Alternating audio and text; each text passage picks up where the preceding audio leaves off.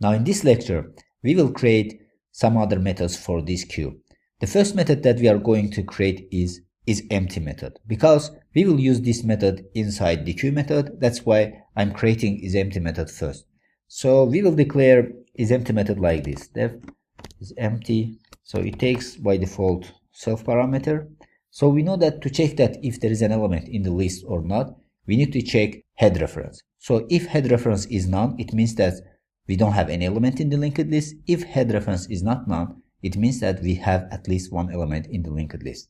So we will write if condition like this: if self.linkedList.head equals none, we are returning true. It means that this queue is empty. Otherwise, we will return false. So with this, we have finished isEmpty method.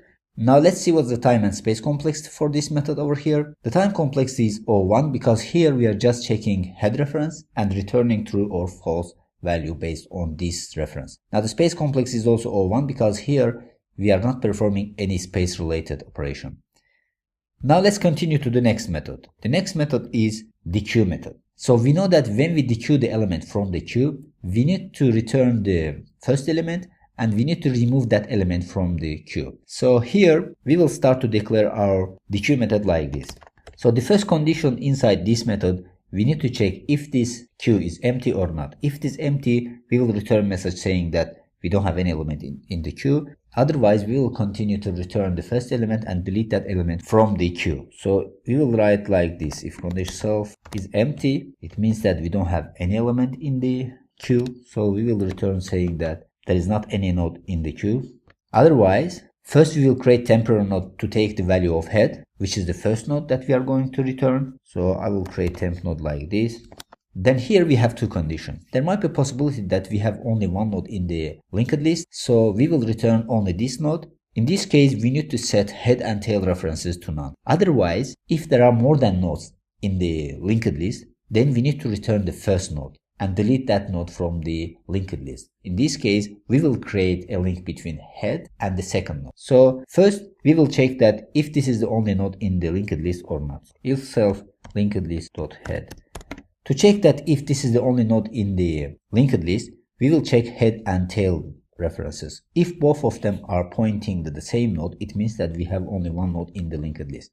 So in this case, I will set head and tail to none. Otherwise, we need to create a link between head and the second node. So to do so, I will set head reference to the next reference of the head. So the next reference of head is the second node in the linked list. So by doing so, we are creating a link between head and the second node, and the link between head and the first node gets destroyed, and this node becomes eligible for garbage collection.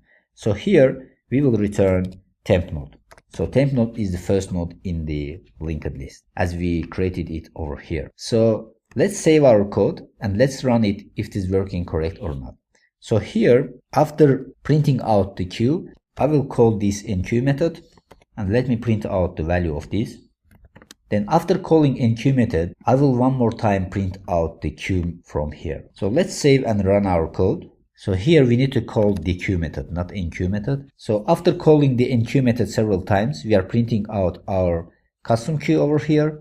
Then we are calling Dequeue method, and then one more time we will print out the custom queue over here. So let's save and run our code. Here you see that first our queue is like this. So we have created queue and we have enqueued 3 elements to it. Then we dequeued this element, so it returns 1. Then when we print out our queue, we see that we have only 2 elements in the queue. So the second element becomes the first element in the queue. 1 is removed from the queue. Now here we see that our dequeue method is working perfect. So let's see what is the time and space complexity for this method over here. So as always, we will start from the first line. In the first line, we have isEmpty method, and we know that isEmpty method takes one time complexity. Then we are continuing to the else condition. In the else condition, we are creating temporary node and setting head value to it. So here the time complexity is 01 because here we're just creating one temporary node and assigning value to it. Then in the if condition, we are checking head and tail references and setting them to none. And we know that these operations over here also take 01 time complexity because here we are just updating the references. Then in the else condition also, we are updating the reference from head to the second node, which means that this also takes 01 time complexity. Now, if we combine all complexities over here, we get that the queue method in the queue takes 01 time complexity. Now the space complexity is obviously O1 because here we are just creating one temporary node. An additional space is not required for this operation over here. With this we have completed our Dequeue method. Now let's continue to the next method, which is pick method. So here after Dequeue method I will declare pick method. We know that pick method is responsible for returning the first element from the queue. So in this case we are not updating the first element, we are just returning it.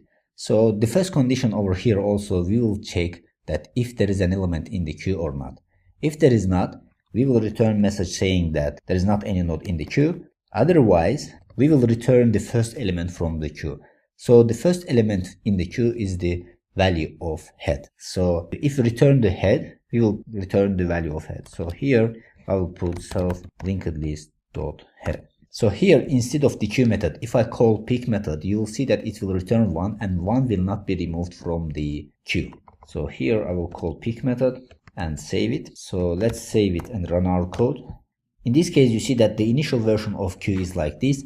Then we are calling pick method and it's returning 1. Then the last version of this queue is like this. It has not been changed because the pick method is just returning the value of first element in the queue. Now let's see what is the time and space complexity for this method. The time and space complexity for this method is O1 because here we are just checking if the queue is empty or not. Then we are returning the first value of queue. In this case, any time consuming operation is not performing. So that's why time complexity is O1 and the space complexity obviously is O1 also. Now finally, let's create the delete method for this queue over here.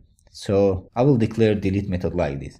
So we know that in case of linked list, if we want to delete all elements from the linked list, we just need to set head and tail references to none. This is applicable for single linked list, and in queue we are using only single linked list. That's why if we set the head and tail references to null, the first element becomes eligible for garbage collection, then the second, then the third, until it reaches the end.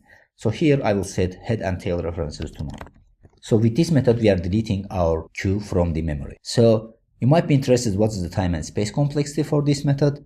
The time and space complexity is obviously O1 because here we are just updating the references of head. So it's not a time consuming operation. Now the space complexity is also O1 because here we are deleting all elements from the memory. That's why the space complexity takes O1 space complexity.